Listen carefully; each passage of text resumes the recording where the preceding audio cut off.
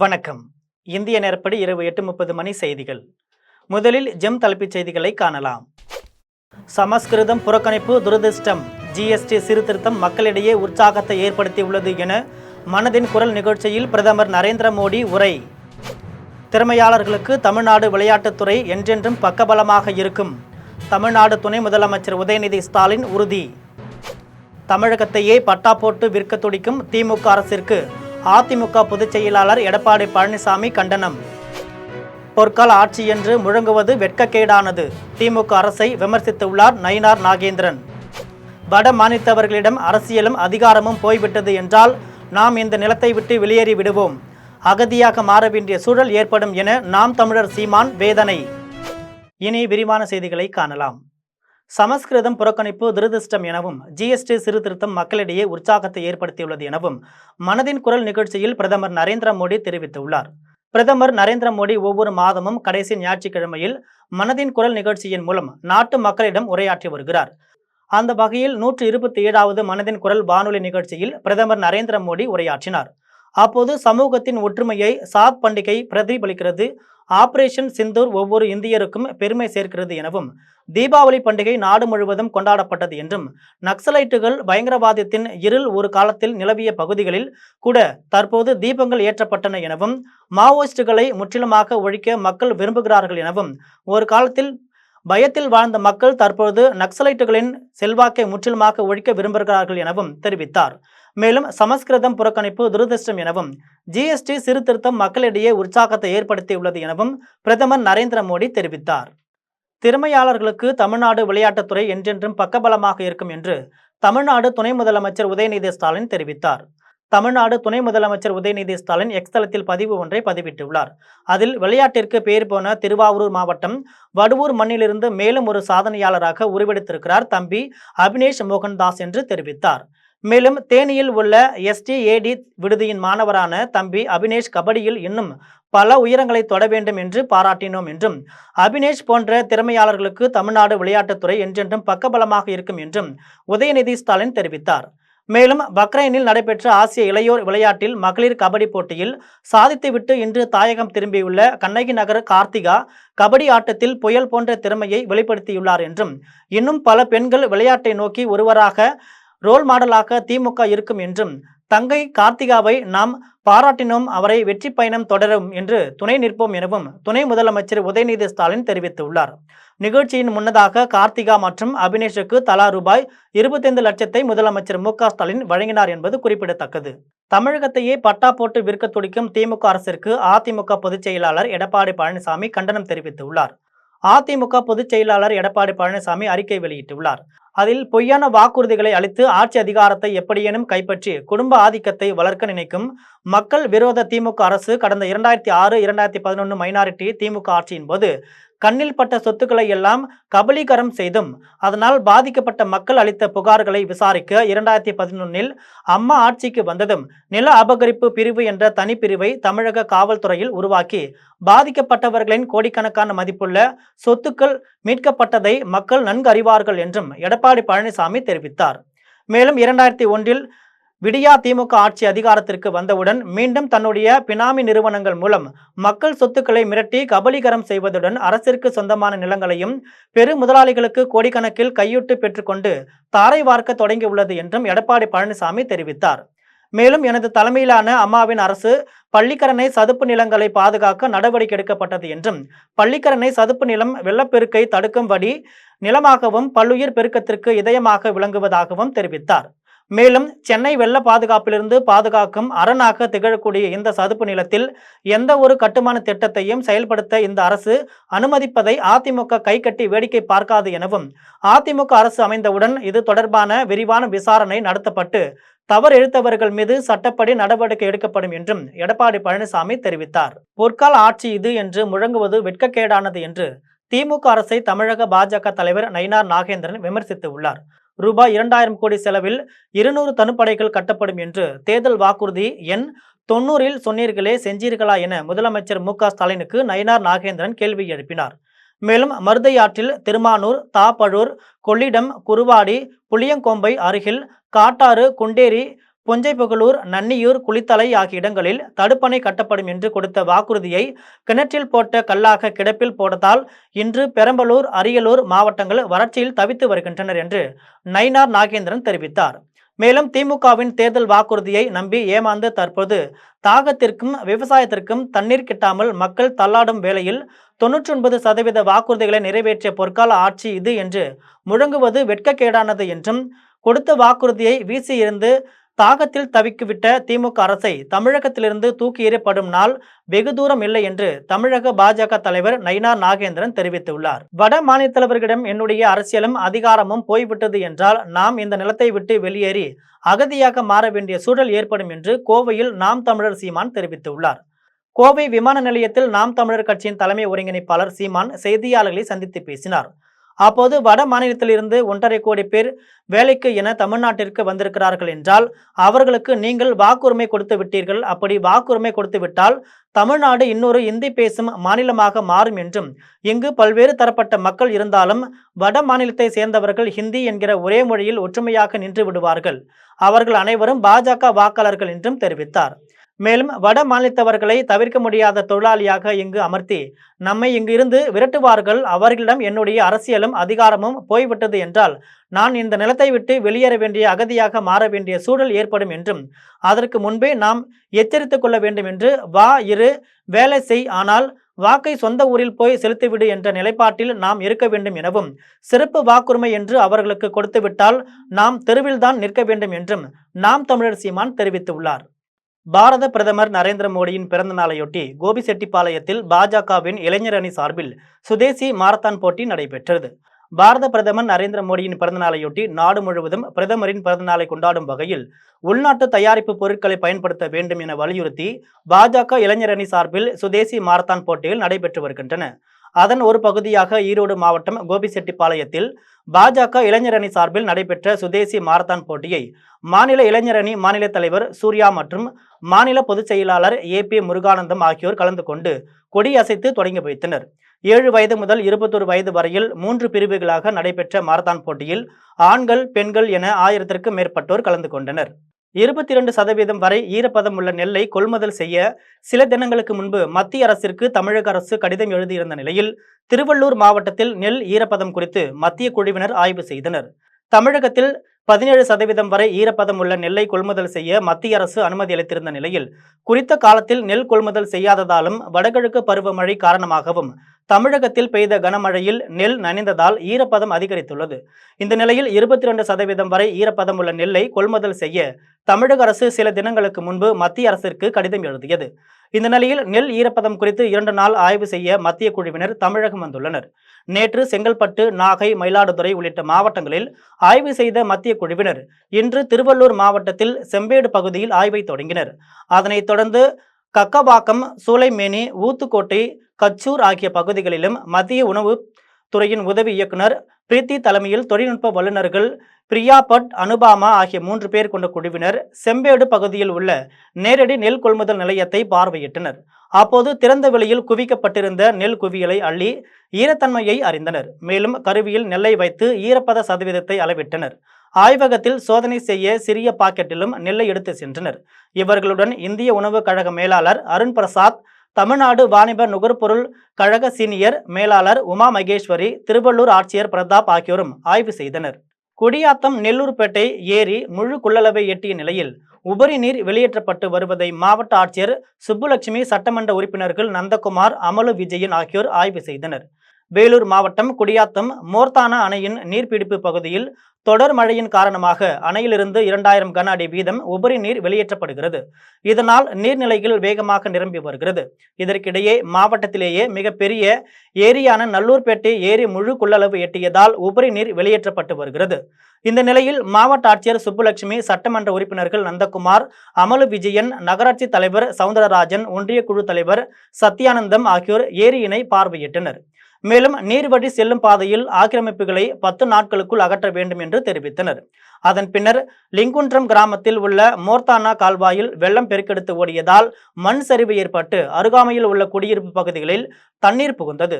இதனால் மக்கள் பெருமளவில் பாதிக்கப்பட்டனர். இப்பகுதியினை மாவட்ட ஆட்சியர் சுப்புலட்சுமி மற்றும் சட்டமன்ற உறுப்பினர்கள் பார்வையிட்டு ஜேசிபி இயந்திரத்தின் மூலம் மண் சரிவை சரி செய்தனர். மேலும் இப்பகுதி மக்களிடம் அடிப்படை வசதிகள் குறித்து கேட்டறிந்தனர்.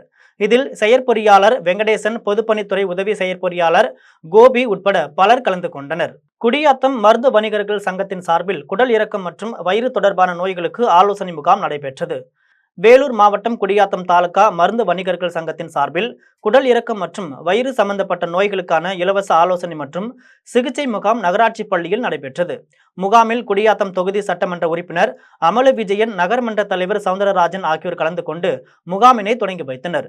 முகாமில் சென்னை ஜெம் மருத்துவமனையின் சிறப்பு மருத்துவ குழுவினர் பங்கேற்று வயிறு மற்றும் குடல் இறக்கம் உள்ளிட்டவை குறித்து ஆலோசனை வழங்கியதுடன் சிகிச்சை அளித்தனர். முகாமில் பல்வேறு பகுதிகளைச் சேர்ந்த பலர் பங்கேற்று பயனடைந்தனர். கரும்புலிகள் ஆதித்ய அறக்கட்டளையின் நிறுவன தலைவர் பத்மாவதி மணிகண்டனின் இளைய மகளான லவ் லீனாவின் பிறந்தநாள் விழா ஏழை எளியோர்களுக்கு நலத்திட்ட உதவிகள் வழங்கி கொண்டாடப்பட்டது. கரும்புலிகள் ஆதித்ய அறக்கட்டளையின் நிறுவன தலைவர் பத்மாவதி மணிகண்டனின் இளைய மகளான லவ் லீனாவின் முதல் பிறந்தநாள் விழா சிறப்பாக கொண்டாடப்பட்டது. விழாவை முன்னிட்டு அறக்கட்டளையின் நிறுவன தலைவரும் தொழிலதிபரும் சமூக சேவகியுமான பத்மாவதி மணிகண்டன் ஏழை எளிய மக்களுக்கு பல்வேறு நலத்திட்ட உதவிகளை வழங்கினார். விழாவில் 300 ஏழை எளிய மக்களுக்கு சிக்கன் பிரியாணியும், 100 நபர்களுக்கு பெட்ஷீட்களும் வழங்கப்பட்டது. மேலும் 100 நபர்களுக்கு சில்வர் குடம், சில்வர் பாத்திரங்கள் மற்றும் சேலைகள் வழங்கப்பட்டது. 100 நபர்களுக்கு மழை குடையும் மழை அங்கியும் வழங்கப்பட்டது. இதனையடுத்து ஆதரவற்ற இல்லங்களில் சிக்கன் பிரியாணியுடன் நலத்திட்ட உதவிகள் வழங்கப்பட்டது. நலத்திட்ட உதவிகளை பெற்ற ஏழை எளிய மக்கள் லவ் லீனாவின் வாழ்த்தினர். மேலும் அறக்கட்டளை குறித்து நன்றி தெரிவித்தனர். விழாவில் கரும்புலிகள் ஆதித்ய அறக்கட்டளையின் நிறுவன தலைவர் பத்மாவதி மணிகண்டனின் பேசினார். அப்போது கரும்புலிகள் ஆதித்ய அறக்கட்டளை ஏழை எளிய மக்களின் நலனுக்காக தொடர்ந்து பாடுபடும் என்றும், லவ் லீனாவின் பிறந்த நாளை முன்னிட்டு நலத்திட்ட உதவிகளை வழங்குவதில் மகிழ்ச்சி அடைகிறேன் என்றும், அனைவரும் நலமாக வாழ வேண்டும் என்பதே எனது விருப்பம் என்றும் மணிகண்டன் தெரிவித்தார். 5ஆம் வகுப்பு மாணவியிடம் பாலியல் சீண்டல் செய்த ஆசிரியர் மற்றும் அதற்கு உறுதுணையாக இருந்த தலைமை ஆசிரியரை காவல்துறையினர் கைது செய்தனர். தஞ்சை மாவட்டம் பட்டுக்கோட்டை அடுத்த 8 புலிக்காடு கிராமத்தில் உள்ள அரசு நடுநிலைப் பள்ளியில் 5ஆம் வகுப்பு படித்து வரும் மாணவியிடம் 2 தினங்களுக்கு முன்பு கரமயம் கிராமத்தை சேர்ந்த அரசு பள்ளி ஆசிரியர் பாஸ்கர் என்பவர் பாலியல் சீண்டல் செய்ததாக தெரிய வருகிறது. இந்த நிலையில் மாணவி வீட்டுக்கு சென்றவுடன் இது பற்றி தனது தாயாரிடம் தெரிவித்துள்ளார். இதனால் ஆத்திரமடைந்த மாணவியின் பெற்றோர்கள் காவல் நிலையத்திற்கு போன் மூலம் புகார் தெரிவித்துவிட்டு பள்ளி முன்பு மற்ற மாணவ மாணவிகளுடன் பெற்றோர்கள் மற்றும் பொதுமக்கள் திரண்டதால் பெரும் பரபரப்பு ஏற்பட்டது. இதனை அடுத்து சம்பவ இடத்திற்கு சென்ற காவல்துறையினரிடம் பெற்றோர்கள் வாக்குவாதத்தில் ஈடுபட்டனர். இந்த நிலையில் மாணவியிடம் பாலியல் சீண்டல் செய்த ஆசிரியர் பாஸ்கரை காவல்துறையினர் கைது செய்து அழைத்து சென்றனர். அதனைத் தொடர்ந்து மாணவிக்கு பாலியல் தொந்தரவு கொடுத்தது பள்ளியின் தலைமை ஆசிரியருக்கு தெரிந்திருந்தும் அதை மறைத்ததாக பள்ளியின் தலைமை ஆசிரியர் விஜயா என்பவரையும் காவல்துறையினர் கைது செய்தனர். ஓடும் ரயிலில் பச்சிளம் குழந்தையை தூக்கி வீசி கொண்ட தந்தைக்கு கோவை மகளிர் நீதிமன்றம் ஆயுள் தண்டனை வழங்கி தீர்ப்பு அளித்தது. திருநெல்வேலி மாவட்டத்தை சேர்ந்த மாரி செல்வம், கவிதா தம்பதியினருக்கு கடந்த 2022ஆம் ஆண்டு ஆண் குழந்தை பிறந்தது. குழந்தை பிறந்த சில நாட்களில் ரயில் மூலம் அவர்கள் திருநெல்வேலியிலிருந்து கோவைக்கு பயணம் செய்தனர். அப்போது தனக்கு முன்பே வேறொரு பெண்ணை திருமணம் செய்து கொண்டதை தன்னிடம் ஏன் மறைத்தீர்கள் என மாரி செல்வத்திடம் கவிதா கேட்டுள்ளார். இதனால் இருவருக்கும் இடையே தகராறு ஏற்பட்டது. இந்த நிலையில் இரவில் கவிதா உறங்கியதும் ரயில் திண்டுக்கல் அருகே சென்று கொண்டிருந்த போது மாரி செல்வம் பச்சிளம் குழந்தையை வெளியே தூக்கி வீசி கொண்டதாக தெரிய வருகிறது. கவிதா கண் விழித்த போது குழந்தையை காணாததால் மாரி செல்வத்திடம் கேட்டுள்ளார். ரயிலில் இருந்து குழந்தையை தூக்கி வெளியே வீசி விட்டதாக மாரி செல்வம் தெரிவித்துள்ளார். இதனையடுத்து காலையில் கோயம்புத்தூருக்கு சென்றதும் ரயில் குழந்தையை வீசிய சம்பவம் குறித்து கவிதா காவல்துறையினரிடம் புகார் அளித்தார். புகாரின் பேரில் காவல்துறையினர் வழக்கு பதிவு செய்து மாரி செல்வத்தை கைது செய்து விசாரித்தனர். இந்த வழக்கின் விசாரணை கோவை மகளிர் நீதிமன்றத்தில் நடைபெற்று வந்தது. வழக்கின் இறுதியில் நீதிபதி சுந்தர்ராஜ் தீர்ப்பளித்தார். அதில் ஏற்கனவே திருமணம் ஆனதை மறைத்து மற்றொரு பெண்ணை ஏமாற்றியதற்கும் குழந்தையை கொன்றதற்கும் மாரி செல்வத்திற்கு நீதிபதி சுந்தர்ராஜ் ஆயுள் தண்டனையும் 7 ஆண்டுகள் கடும் காவல் தண்டனையும் விதித்தார். குழந்தையின் சடலம் கிடைக்கவில்லை என்றாலும் வழக்கின் சான்றுகள், சாட்சியங்களின் அடிப்படையில் தீர்ப்பு வழங்கப்பட்டுள்ளதாக அரசு வழக்கறிஞர் சிஜா தெரிவித்தார். மேலும் தந்தையை கொன்ற வழக்கில் இதற்கு முன்னதாக பிணையில் வெளியே வந்த மாரி செல்வத்தின் வழக்கு திருநெல்வேலி மாவட்ட நீதிமன்றத்தில் நடைபெற்று வருவதாகவும் அரசு வழக்கறிஞர் தெரிவித்தார். அந்த பொண்ணு வந்து அந்த இங்கே சப்சிக்வெண்ட்டாக இந்த கம்ப்ளைண்ட் ஆனதுக்கப்புறம் இங்கே கோயம்புத்தூர் ஜிஹெச்சில் தான் வந்து அந்த பொண்ணை கிட்டத்தட்ட ஒரு அரௌண்ட் 10 டேஸ்ன்னு நினைக்கிறேன். அந்த ட்ராமாலேருந்து அதை வெளியே கொண்டு வரதுக்கே ரொம்ப கஷ்டமான ஒரு சுச்சுவேஷன் இருந்துச்சு. அந்த ட்ரீட்மெண்ட்லாம் கொடுத்து அந்த பொண்ணும் வந்து இங்கே டிப்போஸ் பண்ணியிருக்காங்க. ஆல்ரெடி இவருக்கு மேரேஜ் ஆன விஷயமே இந்த பொண்ணுக்கு லேட்டர் ஸ்டேஜில் தெரிஞ்சிருந்தனால அந்த ஃபஸ்ட்டு ஒய்ஃபையுமே இந்த கேஸில் வந்து ஒரு விட்னஸாக நம்ம ஆட் பண்ணியிருந்தோம். அந்த பொண்ணு பிகாஸ் அந்த பொண்ணு நிறைய ட்ராமாவில் வந்து இந்த இவரால் ட்ராமாவில் இருந்திருக்காங்க. அவங்க நிறைய இவர் மேலே கேஸ் ஆல்ரெடி போட்டிருந்திருக்காங்க. அந்த பொண்ணுடைய கேஸில் இவர் மாட்டிக்க கூடாதுங்கிறதுக்காக தான் இந்த பொண்ணை பிஃபோர் டெலிவரி ஒரு 4 நாளைக்கு முன்னாடி கோயம்புத்தூர் அர்ஜென்ட்டாக கூப்பிட்டு வந்திருக்காரு. டெலிவரி இங்கே ஆகி திரும்ப கடையனூரே கூட்டிகிட்டு போயிருக்காரு. ஸோ அந்த அந்த அந்த பொண்ணும் வந்து இங்கே கிளியராக எவிடன்ஸ் கொடுத்துருக்காங்க. நம்ம இந்த கேஸ் ரெஜிஸ்டர் ஆகி நமக்கு கிடைச்ச ரிப்போர்ட்ஸ் பிரகாரம் பார்க்கும்போது ஆஃப்டர் இந்த கேஸ்லேருந்து பெயிலில் வெளியே போய் இவருடைய ஃபாதரையுமே மர்டர் பண்ணியிருக்காரு இந்த அக்யூஸ்ட் திருநெல்வேலியில். அதில் ஒரு 302 ரிப்போர்ட் ஆகி அவர் மேலே அந்த கேஸும் ட்ரையலுக்காக வெயிட்டிங்கில் இருக்குது. போரூர் அருகே செயல்படும் மழலை பள்ளியில் 37 மழலை குழந்தைகள் அப்துல் கலாம் போல வேடமிட்டு புதிய உலக சாதனை படைத்தனர். சென்னை போரூர் அருகே உள்ள லிட்டில் கிரிஷ் மான்டெசார் மழலை பள்ளியில் 37 மழலை குழந்தைகள் ஒரே சமயத்தில் அப்துல் கலாம் போல வேடமிட்டு அறிவியல் விழிப்புணர்வை நிகழ்த்தினர். ஏவுகணைகள், விண்வெளி வீரர்கள் போன்ற காட்சிகளை தத்ரூபமாக செய்து காண்பித்தனர். மழலைகளின் இந்த செயல் லிட்கான் புக் ஆஃப் ரெக்கார்ட்ஸ் என்ற உலக சாதனை புத்தகத்தில் இடம் பிடித்தது. அப்துல் கலாமின் எண்ணங்களையும் அவரது சாதனைகளையும் மழலை குழந்தைகளிடம் எடுத்து செல்வதற்கான முயற்சியை மேற்கொண்டதாகவும், அப்துல் கலாம் வேடமணிந்து ஆர்வத்துடன் பங்கேற்ற மழலைகள் விண்வெளி தொடர்பான அனுபவங்களை பெற்றதாகவும் பள்ளி முதல்வர் கவிதா தெரிவித்தார். டாக்டர் ஏபிஜே அப்துல் கலாம் சார் அவரோட பிறந்த நாளை முன்னிட்டு வந்து எங்க குழந்தைங்களுக்கு எல்லாமே, அதாவது அவரை பத்தின விஷயம் தெரிஞ்சுக்கணும். அவரோட பாத்தீங்கன்னா ஒவ்வொரு ரோல்ல இருந்தார். ஆக்சுவலா ஒரு சயின்டிஸ்டா இருந்திருக்காரு, ஒரு பிரசிடென்டா இருந்திருக்காரு. ஸோ ஒவ்வொரு இதை அவரை பத்தின தெரிஞ்சுக்கணும் அப்படிங்கிறதுக்காக இந்த யங்ஸ்டர்ஸ், இந்த யங் சயின்டிஸ்டுக்கு வந்து அதை கிரியேட் கொடுக்கணுங்கிறதுக்காக ஸோ அவங்களுக்கு நாங்கள் இதை பத்தி நாங்கள் இது பண்ணோம். ஸோ இல்லை 37 குழந்தைங்க பாத்தீங்கன்னா இந்த உலக சாதனை நிகழ்ச்சிக்காக நாங்கள் இது பண்ணோம், ட்ரைனிங் கொடுத்தோம் நாங்கள். ஸோ 37 குழந்தைங்க பாத்தீங்கன்னா அவங்கவுங்க இதுக்கு ஏற்ற மாதிரி வந்து பஸ்ஸல்ஸ், ஸ்பீச், அதாவது குழந்தை அப்துல் கலாம் சார் பத்தி பேசுறது, அவரோட முகத்தை வந்து நாங்கள் டிஃப்ரெண்டா வைக்கிறோம்னா அதை பத்தி அரேஞ்ச் பண்றது, ராக்கெட்டோட 3D model, Abdul Kalam sir வந்து பெருமைக்குரிய அவருடைய பாடல் வந்து பாடுறது, அதே மாதிரி ஸ்பேஸ்னா அது காஸ்டியூம் வந்து குழந்தைங்களுக்கு இந்த வயசுல தெரியாது. ஆக்சுவலா கோவையில் நடைபெற்ற மாநில அளவிலான யோகா சாம்பியன்ஷிப் போட்டியில் 500க்கும் மேற்பட்ட மாணவர்கள் மற்றும் பெண்கள் ஆர்வமுடன் பங்கேற்று ஆசனங்களை செய்து அசத்தினர்.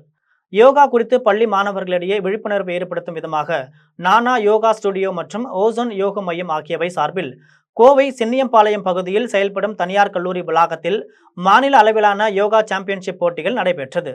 ஜூனியர், சப் ஜூனியர், ஓபன் என பல்வேறு பிரிவுகளில் நடைபெற்ற போட்டிகளில் கோவை, திருப்பூர், நீலகிரி, சேலம், கன்னியாகுமரி, சென்னை உள்பட தமிழகத்தின் பல்வேறு பகுதிகளைச் சேர்ந்த 1000க்கும் மேற்பட்ட மாணவ மாணவிகள் நேரடியாகவும் ஆன்லைன் வாயிலாகவும் பங்கேற்றனர். போட்டியில் பள்ளி, கல்லூரி மாணவர்கள் பங்கேற்று சிரசாசனம், சச்சராசனம், திரியோகோணம் ஆசனம், பத்மாசனம், வஜ்ராசனம் உள்ளிட்ட பல்வேறு ஆசனங்களை செய்து அசத்தினர். இதில் தேர்வு செய்யப்பட்ட வெற்றியாளர்கள் அடுத்ததாக நடைபெறவுள்ள சர்வதேச அளவிலான யோகா போட்டியில் பங்கேற்க உள்ளதாக ஒருங்கிணைப்பாளர்கள் ஜெயராமன், பாலகிருஷ்ணன் ஆகியோர் தெரிவித்தனர். அனைவருக்கும் வணக்கம். நான் பேர் யோகா மாஸ்டர் ஜெயராமன். பத்மஸ்ரீ ஞானம்மாள் அவங்களோட பேருந்துங்க. இப்போ என்ன நடக்குதுன்னா, ஸ்டேட் லெவல் யோகா காம்படிஷன் நடக்குதுங்க. இது கிட்டத்தட்ட பார்த்தீங்கன்னா ஒரு 40 ஸ்கூல் பக்கத்தால் வந்திருக்காங்க. ஒரு 600க்கு மேலே ஸ்டூடெண்ட்டு கலந்துக்கிறாங்க. இது எல்கேஜி, யூகேஜியிலிருந்து வயசானவங்க வரைக்கும், ஒரு 60 வயசு வாரங்க வரைக்கும் இந்த யோகா போட்டி பண்ணுறாங்க. இது பார்த்தீங்கன்னா இது ஃபர்ஸ்ட் லெவல், செகண்ட் லெவல் முடிஞ்சு இதுக்கு அடுத்தது இன்டர்நேஷ்னல் லெவல் வரைக்கும் காம்படிஷன் வரைக்கும் இருக்குதுங்க. எல்லா குழந்தைங்க ஆர்வமாக நல்லா பண்ணுறாங்க. பேரண்ட்ஸும் நல்லா சப்போர்ட் பண்ணுறாங்க. நல்ல விதமாக காம்படிஷன் போயிட்டுருக்கு. பெரிய காஞ்சிபுரம் இந்திரா நகரில் செயல்பட்டு வரும் ஸ்ரீ மாமல்லன் மருத்துவமனையில் புதிதாக துவங்கப்பட்டுள்ள இருதயம் மற்றும் கால்களுக்கான ஆஞ்சியோ பிளாஸ்டிக் மையத்தை காஞ்சிபுரம் மாவட்ட காவல்துறை கண்காணிப்பாளர் கே சண்முகம் ரிப்பன் வெட்டி திறந்து வைத்தார். பெரிய காஞ்சிபுரம் இந்திரா நகரில் செயல்பட்டு வரும் ஸ்ரீ மாமல்லன் மருத்துவமனையில் இருதயம் மற்றும் கால்களுக்கு ஆஞ்சியோ பிளாஸ்டிக் மற்றும் டென்னன்ட் பொருத்துதல் சிகிச்சை மையம் துவங்கப்பட்டுள்ளது. இதனை காஞ்சிபுரம் மாவட்ட காவல்துறை கண்காணிப்பாளர் கே சண்முகம் ரிப்பன் வெட்டி குத்துவிளக்கேற்றி வைத்து திறந்து வைத்தார். இருதய சிகிச்சை மையத்தினால் காஞ்சிபுரத்தில் உள்ள நோயாளிகள் இனி சென்னைக்கோ அல்லது மற்ற ஊருக்கோ சிகிச்சைக்காக செல்ல வேண்டிய அவசியம் இல்லை எனவும், இனி காஞ்சிபுரத்திலேயே இதற்கான சிகிச்சையை பெற்றுக்கொள்ளலாம் எனவும், அனுபவம் வாய்ந்த மருத்துவர்கள் இங்கு சிகிச்சை அளிக்கப்படுகிறார்கள் எனவும் ஸ்ரீ மாமல்லன் மருத்துவமனை மருத்துவர்கள் தெரிவித்துள்ளனர். நிகழ்ச்சியில் எலும்பு முறிவு மருத்துவர்கள் டாக்டர் தியாகேஸ்வரன், டாக்டர் பராசக்தி சாரதி, புற்றுநோய் மருத்துவர் பிரசன்னா சீனிவாசராவ், இருதயம் மற்றும் ரத்னால சிகிச்சை மருத்துவர் டாக்டர் மருண்ராஜ் உட்பட செவிலியர்கள், மருத்துவ உதவியாளர்கள் என பலர் கலந்து கொண்டனர். நிகழ்ச்சியின் இறுதியில் வருகை தந்த அனைவருக்கும் மாவட்ட காவல்துறை கண்காணிப்பாளர் கே. சண்முகம் மரக்கன்றுகளின் பயன்பாட்டினை எடுத்து கூறி மரக்கன்றுகளை வழங்கினார். குடும்பம் சார்பாக அனைவருக்கும் வணக்கம். ஸ்ரீ மாமல்லன் ஹாஸ்பிட்டல் 4 வருஷம் முன்னாடி நாங்கள் 4 நண்பர்கள் சேர்ந்து இங்கே ஆரம்பித்தோம். அப்போது ஒரு சர்ஜிக்கல் சென்டராக தான் இனிஷியலாக ஸ்டார்ட் பண்ணோம். எடுத்தோடனே ரொம்ப அட்வான்ஸ்டாக போகாமல் பேசிக் ஃபெசிலிட்டிஸோடு ஸ்டார்ட் பண்ணோம். படிப்படியாக அனைத்து விதமான surgery, ortho surgery, vascular surgery, general surgery, gynaec surgery, cancer surgery அப்படின்னு ஒவ்வொரு டிபார்ட்மெண்ட்டாக எக்ஸ்பேண்ட் பண்ணோம். கொஞ்ச நாள் கழித்து ஐசியூ செட்டப், அதாவது ஒரு ரூரல் ஏரியாவில் ஒரு நல்ல தரமான ஐசியூ சென்னைக்கு இணையாக கொடுக்க ஆரம்பித்தோம். நெக்ஸ்ட்டு டயாலிசிஸ் செட்டப் பண்ணோம். நெக்ஸ்ட்டு ஒவ்வொரு இன்சூரன்ஸாக ப்ரைவேட் இன்சூரன்ஸ் எல்லாம், அதுக்கப்புறம் கவர்மெண்ட் எம்ப்ளாயீஸ் இன்சூரன்ஸ், அதுக்கப்புறம் சிஎம் முதலமைச்சரின் மருத்துவ காப்பீடுக்கு டயாலிசிஸ் பண்ண ஆரம்பித்தது. இப்படி படிப்படியாக ஒன்று ஒன்றா டெவலப் பண்ணோம். இது ஒரு மல்டி ஸ்பெஷாலிட்டியாக ஹாஸ்பிட்டலாக கன்வெர்ட் பண்ணுறதுக்கு லாஸ்ட் பாயிண்ட்டாக ஒரு எமர்ஜென்சியாக வந்தாவே நம்ம ஊரில் சொல்கிறது ஹார்ட் அட்டாக்கும் ஸ்ட்ரோக் தான். கூடலூர் அருகே பைக்காரா பகுதியில் வனத்துறை கட்டுப்பாட்டின் கீழ் இயக்கப்பட்டு வரும் தனியார் ஜீப் சவாரிக்கு அதிக கட்டணமாக ரூபாய் 2500 வசூலிப்பதாக உதகைக்கு வருகை புரியும் சுற்றுலா பயணிகள் வேதனை தெரிவிக்கின்றனர். சர்வதேச சுற்றுலா தலமாக திகழக்கூடிய நீலகிரி மாவட்டம் கூடலூர் அருகே அமைந்துள்ள பைக்காரா படகு இல்லம், நீர்வீழ்ச்சி உள்ளிட்ட சுற்றுலா தலங்களை கண்டு ரசிக்க தமிழகம் மட்டுமல்லாமல் கேரளா, கர்நாடகா உள்ளிட்ட வெளி மாநிலங்களிலிருந்தும் நாள்தோறும் ஆயிரக்கணக்கான சுற்றுலா பயணிகள் வருகை புரிகின்றனர். அவ்வாறு வரும் சுற்றுலா பயணிகளை பைக்காரா பகுதிக்கு தனியார் ஜீப் ஓட்டுநர்கள் வாகன சவாரி அழைத்து சென்று வந்த நிலையில் சுற்றுலா பயணிகளை அடர்ந்த வனப்பகுதிகளுக்கு அழைத்து செல்வதாகவும் அதிவேகமாக வாகனங்களை இயக்கப்படுவதாகவும் எழுந்த குற்றச்சாட்டுகளின் அடிப்படையில் மாவட்ட நிர்வாகம் கடந்த சில மாதங்களுக்கு முன்பு ஜீப் சவாரி செய்வதற்கு தடை விதித்தது. இந்த நிலையில் தற்போது பைக்காரா மற்றும் ஷூட்டிங் மடம் ஆகிய பகுதிகளில் ஜீப் சவாரி செய்ய வனத்துறை மீண்டும் அனுமதி அளித்தது. ரூபாய் 2500 வரை கட்டணம் நிர்ணயிக்கப்பட்டு 16 தனியார் ஜீப் வாகனங்கள் இயக்கப்பட்டு வருகின்றன. இந்த நிலையில் அழகிய சுற்றுலா காட்சிகளை, முனைகள் மற்றும் வன விலங்குகளை காண்பிப்பதாக கூறி ரூபாய் 2500 வரை கட்டணம் வசூலித்து ஜீப் ஓட்டுநர்கள் முறையாக சுற்றுலா தலங்களை காண்பிப்பதில்லை என சுற்றுலா பயணிகள் குற்றம் சாட்டுகின்றனர். மேலும் ஜீப் சவாரிக்கு வசூலிக்கப்படும் கட்டணத்தை குறைத்து வனத்துறையினரே சவாரியை மேற்கொள்ள மாவட்ட நிர்வாகம் உரிய நடவடிக்கை எடுக்க வேண்டும் என சுற்றுலா பயணிகள் கோரிக்கை விடுத்துள்ளனர். கோத்தகிரி அரவேணு பெரியார் நகர் குடியிருப்பு பகுதியில் முயலை வேட்டையாடி சென்ற சிறுத்தையின் சிசிடிவி காட்சிகள் வெளியானதால் அப்பகுதி மக்கள் அச்சமடைந்து உள்ளனர்.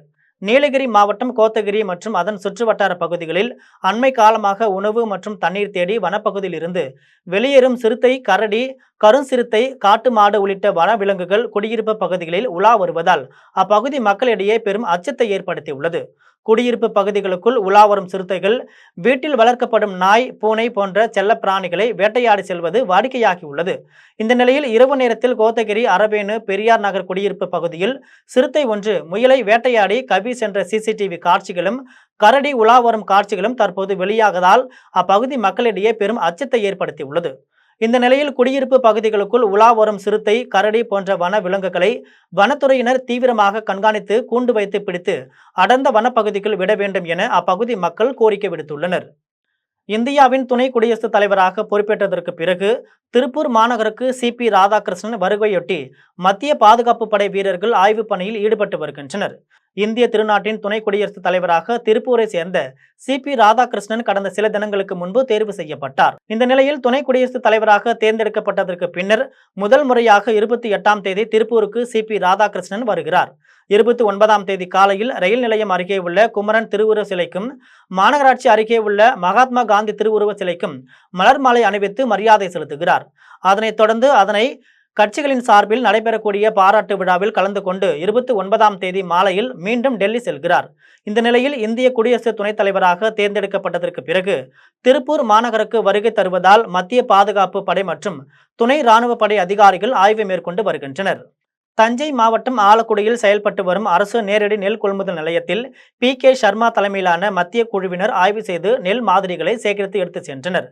தஞ்சை மாவட்டத்தில் இந்த ஆண்டு சுமார் 1,99,000 ஏக்கர் பரப்பளவில் குறுவை நடவு பணிகள் முடிவடைந்து தற்போது வரை 1,60,000 ஏக்கரில் நெல் அறுவடை பணிகள் முடிவடைந்து உள்ளன என்றும் விவசாயிகளிடமிருந்து நெல் கொள்முதல் செய்ய மாவட்டம் முழுவதும் 299 அரசு நேரடி நெல் கொள்முதல் நிலையங்கள் திறக்கப்பட உள்ளன என்றும் மகசூல் அதிகம் என்பதால் உடனுக்குடன் நெல் கொள்முதல் செய்ய முடியவில்லை எனவும் அரசு தெரிவித்துள்ளது.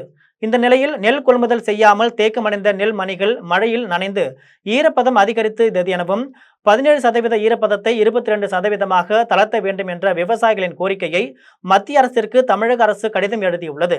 அதன்படி தஞ்சை மாவட்டம் ஆலக்குடியில் செயல்பட்டு வரும் அரசு நேரடி நெல் கொள்முதல் நிலையத்தை PK சர்மா தலைமையிலான மத்திய குழுவினர் ஆய்வு செய்து நெல் மாதிரிகளை சேகரித்து எடுத்துச் சென்றனர். அப்போது ஈரப்பதத்தின் தளர்வு மாநில அரசே முடிவு செய்து கொள்ளும் அதிகாரத்தை மத்திய அரசு வழங்க வேண்டும் என மத்திய குழுவினரிடம் விவசாயிகள் கோரிக்கை விடுத்தனர். இதனிடையே தஞ்சை மாவட்டத்தில் தற்போது வரை 1,70,000 மெட்ரிக் டன் நெல் கொள்முதல் செய்யப்பட்டுள்ளதாக மாவட்ட ஆட்சியர் பிரியங்கா பங்கஜம் தெரிவித்தார். விழுப்புரத்தில் காய்கறி வாங்கி கொண்டு வீடு திரும்பிய பெண்ணிடம் முகவரி கேட்பது போல் நடித்து 5 சவரன் தங்க தாலி சரடை அறுத்து சென்ற முகமூடி இளைஞர்கள் 2வரை காவல்துறையினர் தேடி வருகின்றனர். விழுப்புரம் நகர் பகுதியான சாலாமேடு நேதாஜி நகர் பகுதியை சேர்ந்த அமுதா என்பவர் விழுப்புரம் அரசு போக்குவரத்து கழகத்தில் கண்காணிப்பாளராக பணிபுரிந்து வருகிறார். இந்த நிலையில் அமுதா காலையில் தனது வீட்டின் அருகே உள்ள காய்கறி கடைக்கு சென்று காய்கறிகளை வாங்கி கொண்டு வீட்டுக்கு திரும்பிய போது இருசக்கர வாகனத்தில் வந்த முகமூடி அணிந்த இளைஞர்கள் 2 முகவரி கேட்பது போல் நடித்து அமுதாவின் கழுத்தில் அணிந்திருந்த 5 சவரன் தங்க தாலி சரடை அறுத்து சென்றனர்.